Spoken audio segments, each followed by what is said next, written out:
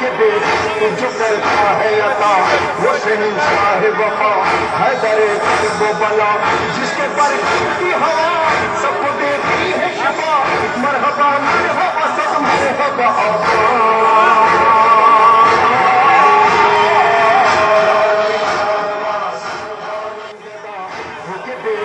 جو کرتا ہے عطا وہ شہنشاہ وفا ہے درے قلب و بلا جس کے پر کی ہوا سب کو دیتی ہے شفا مرحبا مرحبا سب مرحبا آقا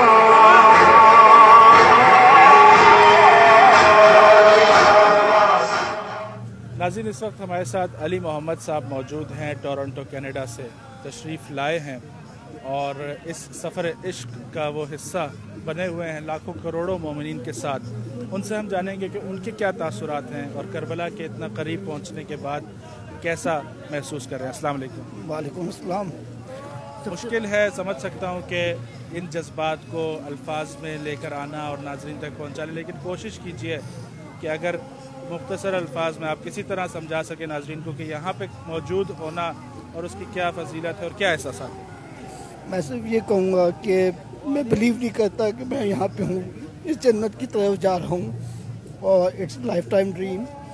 میں مولا کا بہت شکر گزار ہوں کہ انہوں نے مجھے عزت بخشی اور میں اتنا بڑی عزت کے لیے زوار پیدل جا رہا ہوں. پر یہ جو میں نے دیکھا ہے ابھی ہم 2 دن سے واک کر رہے ہیں، یہ انبلیویبل ہے. اس کی میں کوئی کسی طرح سے آپ کو ڈسکرائب نہیں کر سکتا. جو میں فیل کیا، میں نے جو لوگوں کا جذبہ ہے، آپ یقین کریں میں نے چھوٹے چھوٹے بچوں کو ہارڈلی 4 سال کے بچوں کو واک کرتے ہوئے دیکھا ہے بغیر اسٹرالر کے، اور 80 سال کی بزرگ خواتین واک کر رہی ہیں.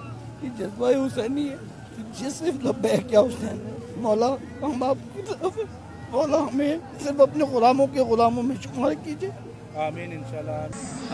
It's overwhelming. I never imagined what this would be like, and as I've gone through this journey, I remember the more I'm going through this, I'm remembering my own struggles with my own life and how that's reflected in this walk.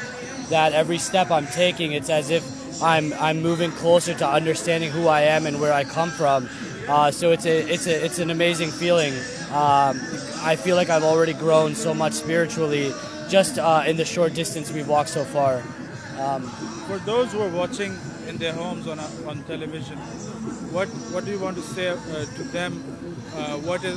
What's the best part about the masjid?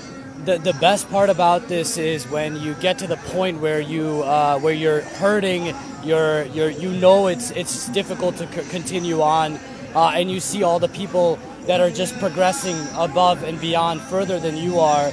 Little children, women, people in wheelchairs, crippled people, just moving further along motivates me to just keep going. That feeling is something unlike anything in this world that I've ever felt.